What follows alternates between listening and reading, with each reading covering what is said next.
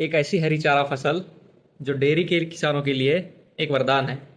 ये घास क्यों खास है? क्योंकि एक बार लगाने पर 3 से 5 साल तक लगातार भरपूर हरा चारा देती है।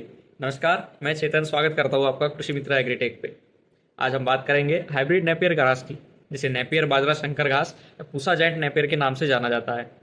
अब इसकी ओरिजिन और हिस्ट्री की हम बात करें तो हाइब्रिड नेपियर मूल रूप से अफ्रीकन कंट्रीज की देन है। इसका नाम कर्नल नेपियर जी के नाम पे रखा गया। 1912 में इसे भारत में लाया गया और आगे जाके कोयम्बतूर एवं दिल्ली की यूनिवर्सिटीज़ में इसकी वैरायटीज़ डेवलप की गई। दिल्ली में जो डेवलप्ड वैरायटी है उसको नाम दिया गया है पूसा जायंट नेपियर। इसका आज हम भौगोलिक डिस्ट्रीब्यूशन, जियोग्राफिकल डिस्ट्रीब्यूशन हम आज देखेंगे। ये घास एशिया, अफ्रीका, अमेरिका, यूरोप ऐसे उष्णकटिबंधीय क्षेत्रों में उगाई जाती है। भारत में अगर बात करें तो खासतौर पर हरियाणा, उत्तर प्रदेश, मध्य प्रदेश, पंजाब, बिहार, उड़ीसा, गुजरात, बंगाल और असम में इसकी खेती होती है। इसकी इकोनॉमिक इंपॉर्टेंस की अगर बात करें तो यह अच्छे पत्तेदार, स्वादिष्ट और लिक्विडिटी से भरपूर होती है। इसमें भरपूर मात्रा में प्रोटीन पाया जाता है। 10% protein, 30% crude fibres, 0.5% calcium, 0.4% phosphorus इसमें पाया जाता है।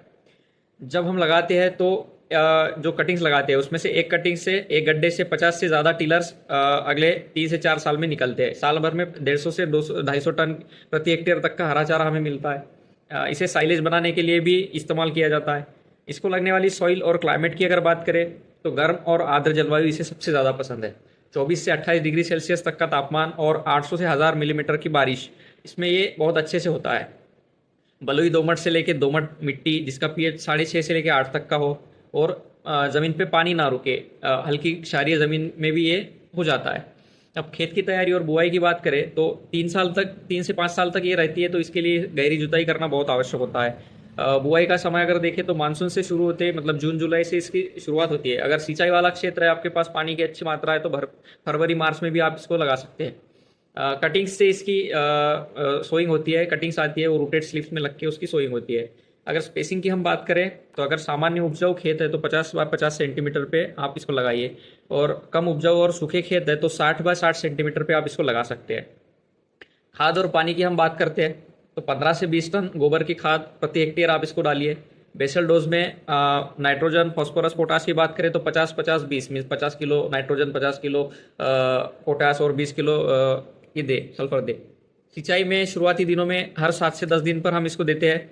गर्मियों में हर 15 दिन में, बरसात में हर 20 या ना दिया तो भी कोई दिक्कत नहीं।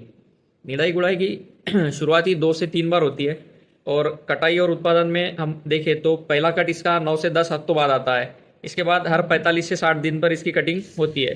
कटाई हमेशा 10 से 15 सेंटीमीटर की ऊंचाई पे होती है ताकि नए टिलर जल्दी निकल आते हैं। तो उत्तर भारत में ये इसकी कटाई 5 बार होती है, तो दक्षिण भारत में इससे 7 से 10 कटाई हम ले सकते हैं। उपज की हम बात करें तो प्रति कट 25 से 35 टन तक का सालाना औसतन आता, एक बार का, और सालाना औसतन 200 टन तक का आता है। सही समय कटाई का होता है 45 से 60 दिन की गैप का।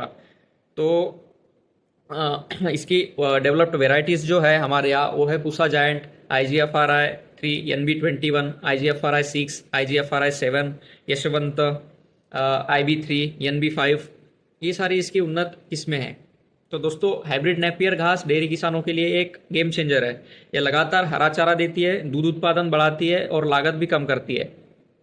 अगर आप भी पशुपालन है और या फिर आप पशुपालन करना चाह रहे हैं या करने की सोच रहे हैं तो हाइब्रिड नेपियर आप ज़रूर अपनाइए। Thank you.